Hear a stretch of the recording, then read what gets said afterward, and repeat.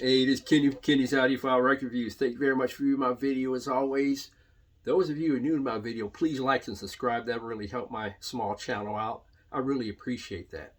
In this video, I'm going to mention what I think is the most underrated jazz fusion record ever produced, in my opinion. We got to keep in mind these things are subjective. There's no right or wrong answer. I know I say that in a lot of my videos, but I know a lot of you out there take it very seriously. But, you know, these things are just subjective, just my personal opinion. Also, something I should mention that I don't play music in my videos because of copyright infringement issues. I don't want my video to be taken down, and I definitely don't want to use my monetization rights on YouTube, something I work hard to get. So I hope you understand. But I did my most underrated jazz record of all time, jazz album of all time video. I'll leave that in the description below. But this one is the most underrated jazz fusion record of all time. I thought I'd tackle that topic in this video since I did one on jazz, but this one covers jazz fusion. Now, examples of, before I get to that, examples of albums that are not underrated is definitely Miles Davis's Bitches Brew. I think that's the greatest jazz fusion record ever made, and it's not even close. It's Miles Davis's Bitches Brew, and everyone else, in my opinion, you know, that's based on the tastes of jazz fusion music that I love and enjoy. That's number one. Nobody comes close. You know, so another example of one that is not underrated, let's say Herbie Hancock's Headhunters album. This is not an underrated jazz fusion album. It's just a spectacular Herbie Hancock record that's legendary. That's not underrated. Neither is something from the 80s like Pat Metheny's Off-Ramp. I don't think this is underrated at all. This great record by Pat Metheny, Lyle Mays. What a great record this was for that group. Neither is Miles Davis' Jack Johnson Sessions. This is not underrated. This is a great jazz fusion record. Or Miles Davis, I consider this album jazz fusion almost like in a light tone. It's not heavy like Bitches Brew. Miles Davis in a silent way. What a beautiful cover, by the way, of Miles Davis. Those are not underrated. But I'm going to give you some examples or some runners-up of albums I think are underrated. Then I'm going to get to the most underrated album in a few minutes. But examples are Spaces by Larry Coryell. This is a great album that includes John McLaughlin on guitar, Chick Corea electric piano, Miroslav Vitos on bass, Billy Cobham drums. That's an all-star cast in terms of jazz fusion.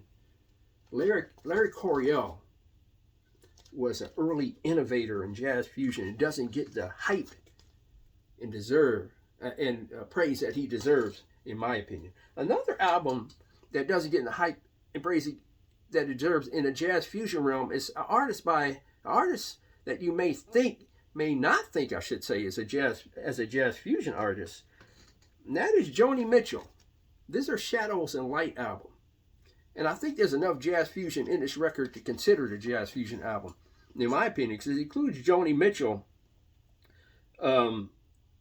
electric guitar, Jaco Pastorius bass, Don Elias drums, lead guitar Pat Metheny, keyboards Lyle Mays, and Michael Brecker on saxophone. And I didn't mention Jaco Pastorius, he's on bass.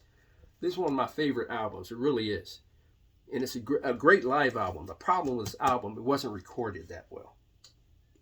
Another example of a great jazz fusion album, and this Miles Davis album, On the Corner. Now, I don't think this is the most underrated album of all time, but it's underrated in my opinion. I just love the vibe and grooves of this album and the way he infuses jazz and, you know, elements of rock and funk in this great jazz fusion album that includes Miles Davis on trumpet, Herbie Hancock, Chick Corea on keyboards, and John McLaughlin on electric guitar. You can't beat that. It's a great album, underrated, and like I said, the vibe and grooves on that one make it easy for people who don't like jazz to slowly transition into jazz. That's what records like this do. Miles Davis on a Corner, the underrated jazz fusion record. Another one is or at least artist in the jazz fusion realm that is underrated, doesn't get the hype and praise she deserves in the year 2024. The year that this video is going to be posted is for Preamp out of Brazil, a great Brazilian jazz fusion vocalist who was in one of the early incarnations of Return to Forever, his Light as a Feather album. And she was a great vocalist on that album, and some of her albums like Open Your Eyes, You Can Fly is a very good for Preamp album. And she does a great version of, I think it's a Chick Corea composition called Windows on this album, Encounter. The great for Preamp. She is the wife of Brazilian percussionist Ayrton Moreira, who's great in his own right. He played with some of the Miles Davis's groups. Another album that's underrated, but not the most underrated, is Herbie Hancock's Sextant album. It's a nice electric keyboard jazz fusion album. And another one by Herbie Hancock, which I know is highly underrated, is his Thrust album. He did this album around the same time he did his Headhunters album. And this is a highly underrated jazz fusion album. Includes some of the players from the Headhunters album. This is a great jazz fusion album, in my opinion, underrated. Now, for the most underrated jazz fusion album, I narrowed it down to 3. And it's almost like 1A, B, and C. They're like almost like tied. But I'm going to give the most underrated jazz fusion album in a second after I give these very close ones. Is Pat Metheny, Bright Size Life. Now, I've had this album in my collection for decades, and one of my viewers, or some of my viewers, have mentioned this album and said, you need to check that album out by Pat Metheny. And like I said, I had it in my collection for decades. I just hadn't listened to it in a long time. This is a amazing effort by Jaco Pastorius. Check this out. This includes, I shouldn't say Jaco Pastorius by Pat Metheny. This includes Jaco Pastorius on bass, Bob Moses at drums, Pat Metheny 6-string guitar, electric guitar, 12-string guitar. Pat Metheny, Bright Size Life. There's the playing and the playing jazz fusion like jazz musicians. I know that sounds funny, but it retains the beauty of jazz in the jazz fusion realm, is what I'm trying to say. Great album by Pat Metheny. Another runner-up, and I'll get to the most underrated in 1 minute, is Stan Clark. I call him Stanley Clark. Children of Forever. Stanley Clark, who played for years with Return to Forever, the great jazz fusion group by Chick Corea.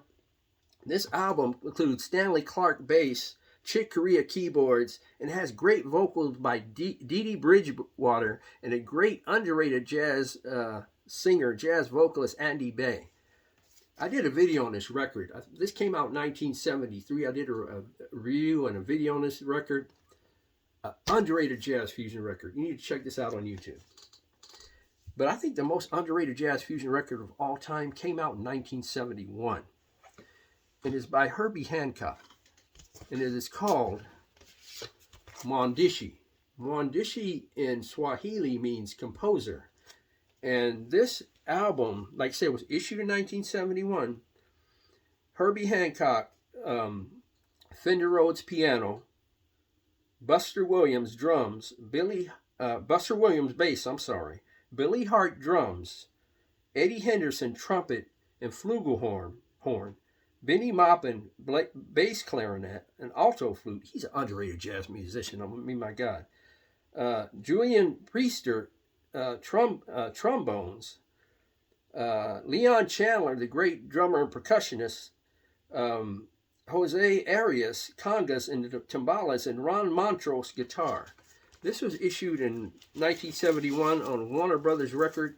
This is a green label copy of the record. I've had this record for decades, and this is, I also have a white label promo copy of the record.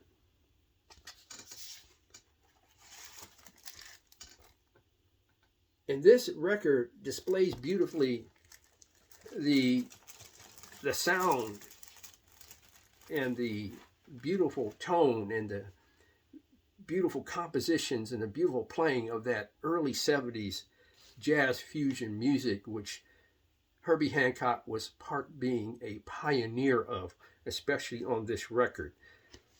The first song is called Ostinato, and in parentheses it says Suite for Angela.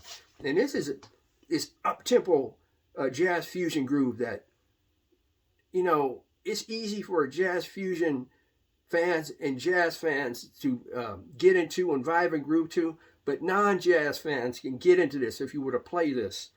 And just because of the pace, the mixture of the instruments, the composition, the sounds, Herbie Hancock's beautiful keyboard playing, the horn section is really great on that composition. And like I said, it's up-tempo jazz groove, like a progressive jazz fusion piece. It really is beautiful when it comes to jazz fusion in terms of the integration, in terms of the sound, in terms of the progressiveness of the song. It's really great. You got to listen to that song on YouTube and this album on YouTube. And the second one, he slowed down the tempo to give the album a great balance. The second song, When You Get There is the name of the song. And it's a beautiful slow groove type of jazz fusion groove. And then they speed it up. I'll show you the songs on the back of the album. Hopefully they're coming out on the video. If not, I'm sorry. There's 2 songs on side 1 and one long song on side 2. And the song 2 on side 2 is like this beautiful jam session of jazz fusion artists just getting down and handling their business. And it's a really great jazz fusion piece called Wandering Spirit Song is the name of the song on side 2. I've been playing this album just as much as Bitches Brew over the decades. It's like almost like 1 and 2. It's that close. But this, I think, is the most underrated jazz fusion record of all time because it doesn't get the hype and praise, in my opinion, in the VC and in jazz world. So this is my record, the most underrated jazz record of all time. This 1971 masterpiece by Herbie Hancock called Mondishi. That's my most underrated jazz fusion record that I've ever heard. Please leave your comments in the comment section below if you heard this album before, or your comments in the comment section below of what you think is the most underrated jazz fusion record ever made. That is mine, Herbie Hancock, Mondishi.